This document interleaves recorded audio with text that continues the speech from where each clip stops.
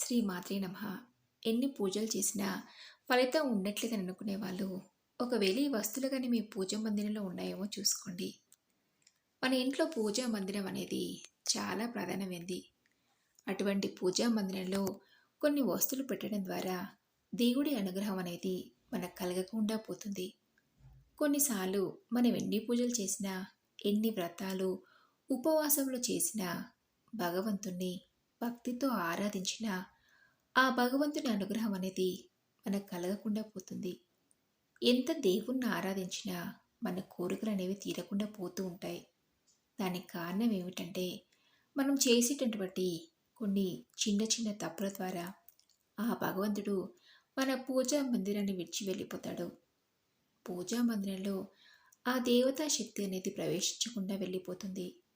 కొన్ని వస్తువులను పూజా మందిరంలో ఎటువంటి పరిస్థితులను పెట్టకూడదని ప్రాచీన గ్రంథాల్లో మన పూర్వీకులు, మన పెద్దలు ఏనాడో చెప్పారు. ఆ వస్తువులేంటో చూద్దాం. ముఖ్యంగా పూజా మందిరంలో చనిపోయినటువంటి వారి యొక్క చిత్రపటాలు, అంటే మన అవ్వ తాత కానీ తల్లిదండ్రులు కానీ ఎవరైనా మన పూర్వీకులు చనిపోతే కొంతమంది వాళ్ళ చిత్రపటాలు తెచ్చి పూజా మందిరంలో ఉంచుకుంటారు. అలా పెట్టుకోకూడదు. ఎందుకంటే మనకు జన్మనిచ్చిన తల్లిదండ్రులు వాళ్ళు దేవుళ్ళే కదా. మన తాత ముత్తాతలు వాళ్ళు దేవుళ్ళలో కలిసిపోయారు కదా. వాళ్ళు దేవుళ్ళతో సమానమే అని వాళ్ళని పూజా మందిరంలో పెట్టుకుని దేవుడికి పూజ చేసేటట్టు వాళ్ళకు పూజ చేయొచ్చు. అది పొరపాటు.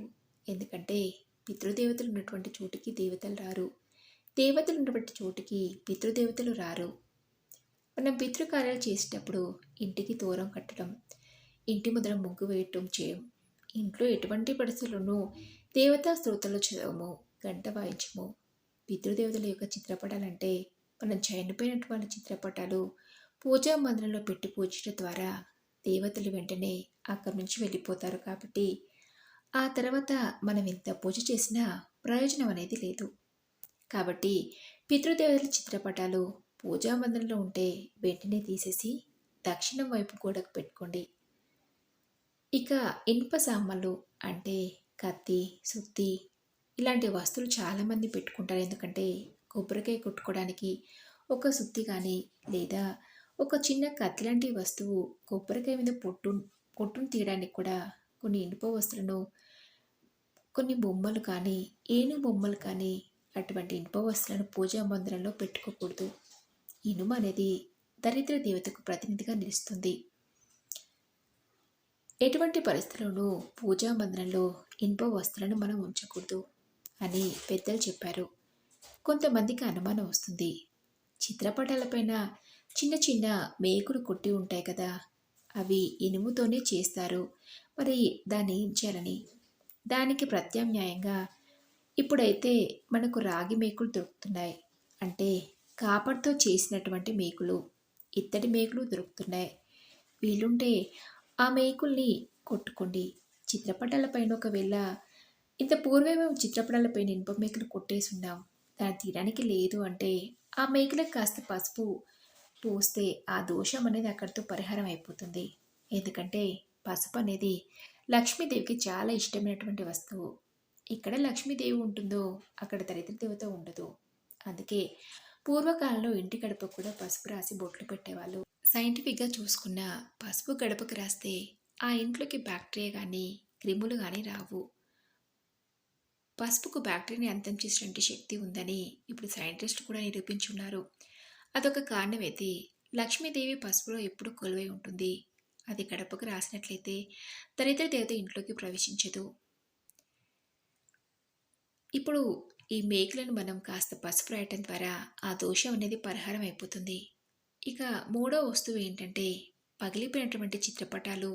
కొన్ని చిత్రపటాలు దేవతా చిత్రపటాలు పగిలిపోయి ఉంటుంది, గ్లాస్ చీలిపోయి ఉంటుంది, ఫ్రేమ్లు పాడైపోయి ఉంటాయి. లోపల ఉన్నటువంటి దేవత యొక్క రూపం అంటే ఆ పేపర్ కాస్త రూపం అనేది మాసిపోయి కాస్త బూజు పట్టినట్టు ఉంటుంది. అటువంటి చిత్రపటాలు ఉంటే వెంటనే తీసేయాలి. తీసి ఎక్కడైనా చెరువులో కానీ బావిలో కానీ విడిచిపెట్టేయండి. ఆ ఫ్రేమ్ను తొలగించి ఆ చిత్రపటాన్ని మాత్రం నీళ్ళలో వదిలేయండి. అంతేగాని ఆ ఫ్రేమ్ని గ్లాసులంతా నీళ్ళలో వేయొద్దు. కొత్త ఫోటోనే ఉంటే ఏదైనా తెచ్చిపెట్టుకోండి. అదే రకమైనటువంటి ఫోటో కాబట్టి భిన్నమైనటువంటి చిత్రపటాలను ఎటువంటి పరిస్థితుల్లోనూ పెట్టుకోకూడదు. ఇక నాలుగో వస్తువు చిరిగిపోయినటువంటి వస్త్రాలు. ముఖ్యంగా దేవుడిని చూడడానికి కొన్ని చిరిగిపోయినటువంటి తెల్లని పంచెలు, కొన్ని టవళ్ళు, చిరిగిపోయినటువంటి వస్త్రాన్ని పూజా మందిరంలో ఒక చేట పెట్టుకుంటారు. ఎటువంటి పరిస్థితుల్లోనూ చినిగిపోయినటువంటి వస్త్రాలను పెట్టుకోకూడదు. అటువంటి వస్త్రాల్ని కుచేలములంటారు. చినిగిపోయిన వస్త్రం ఎక్కడ ఉంటుందో అక్కడ లక్ష్మీదేవి ఉండదు. మనం చినిగిపోయినటువంటి వస్త్రాలు ధరించినా, చిరిగిపోయినటువంటి వస్త్రాలు పూజా మందిరంలో పెట్టినా, ఆ పూజా మందిరాన్ని విడిచి లక్ష్మీదేవి వెళ్ళిపోతుంది. ఇక ఆ తర్వాత ఐదవ వస్తువు ఏంటంటే, ఒకే రకమైనటువంటి దేవతా మూర్తులను, 2 మూర్తులను పెట్టుకోకూడదు. ఇప్పుడు ఒక గణపతి విగ్రహం ఉందనుకోండి, అదే విధంగా ఉన్నటువంటి గణపతి విగ్రహాన్ని ఇంకొకటి పెట్టుకోకూడదు. ఒక అమ్మవారి విగ్రహం ఉంది, 2 విగ్రహాలు అమ్మవారి ఉండకూడదు. ఒక శివలింగం ఉంది, చాలు, 2 శివలింగాలు ఉండకూడదు. ఒకే విధమైనటువంటి 2 దేవతామూర్తులున్నా, ఒకే రకమైనటువంటి 2 విగ్రహాలున్నా తీసేయాలి. ఇక ఆ తర్వాత దేవతా విగ్రహాలు అంగుష్ట ప్రమాణంలో ఉండాలి. మన చేనిలా పెట్టుకుంటే అంగుష్ట ప్రమాణం అంటే బొటన వేలంతా ఉన్నా పర్వాలేదు. దీనికి మించి ఎత్తైనటువంటి విగ్రహాలుంటే దానికి కొన్ని నియమాలుంటాయి.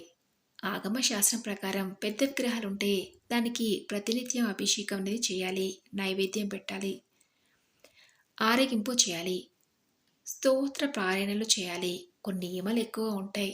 దాన్ని పాటించినట్లయితే ఎత్తైన విగ్రహాలు పెట్టుకోవచ్చు. కానీ మేము ప్రతినిత్యం అభిషేకాలు చేయలేము, నైవేద్యం పెట్టలేము అనుకునే వాళ్ళు బొటన వేలంతా విగ్రహాలు మాత్రం పూజా మందిరంలో పెట్టుకోండి. ఇక ఆ తర్వాత చిరిగిపోయినటువంటి పుస్తకాలను పూజా మందిరంలో పెట్టుకోకూడదు. అంటే కొన్ని పేపర్లు చిరిగిపోయినటువంటి, మంత్రాలు చిరిగిపోయినటువంటి పుస్తకాలు పూజా మందిరంలో పెట్టుకుని చదువుకుంటూ ఉంటారు. పొరపాటున కూడా అలాంటి పుస్తకాన్ని పూజా మందిరంలో ఉంచకూడదు. ఇక ఆ తర్వాత నల్లని వస్తువులు, అంటే నల్లని వస్త్రములు కానీ, నల్లని వస్తువులు కానీ, వాడిపోయినటువంటి పువ్వులు. ఒక్కోసారి మనం దేవుడికి పూజ చేసిన తర్వాత వెంటనే ఆ పూలను తీసి ఎక్కడైనా దూరంగా ఎవరూ తొక్కనటువంటి ప్రదేశంలో కానీ, లేదా ఒక బ్యాగ్లో వేసుకొని దాన్ని ఎప్పుడైనా వీలు చూసి పాడేయండి.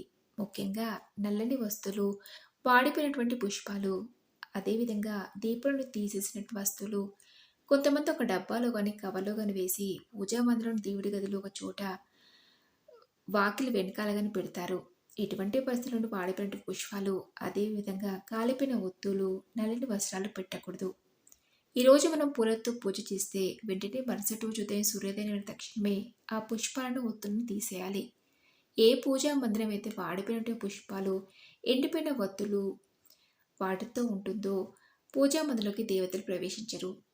దుర్వాసనగా వాడిపోయినటువంటి పుష్పాలు బూజున్నటువంటి చోటికి దళిత దేవత వస్తుంది, కానీ దేవతలు రారు. పూజా మందిరం ఎప్పుడు కూడా పరిశుభ్రంగా ఉంచుకోవాలి. ఇలా పూజా మందిరాన్ని మనం శుద్ధి చేసుకోవడం ద్వారా, అంటే ఇలాంటి వస్తువులు ఏవి లేకుండా చూసుకుంటే తప్పకుండా ఆ పూజా మందిరంలోకి దేవతలు వచ్చి ఆ లక్ష్మీదేవి అనుగ్రహం చేత మీ ఇల్లు అష్ట ఐశ్వర్యాలతో, ఆయుర ఆరోగ్యాలతో 10 కాలాల పాటు చల్లగా వర్ధిల్లుతుంది. కాబట్టి చూసారు కదండి, ఈ వస్తువులు కనుక మీ పూజా మందిరంలో ఉన్నట్లయితే వెంటనే తొలగించేయండి. ఆ లక్ష్మీదేవి అనుగ్రహం ఎల్లవెల్లలా మీపై ఉంటుంది. ఈ వీడియో నచ్చితే తప్పకుండా ఛానల్ని లైక్ చేసి సబ్స్క్రైబ్ చేసుకోండి.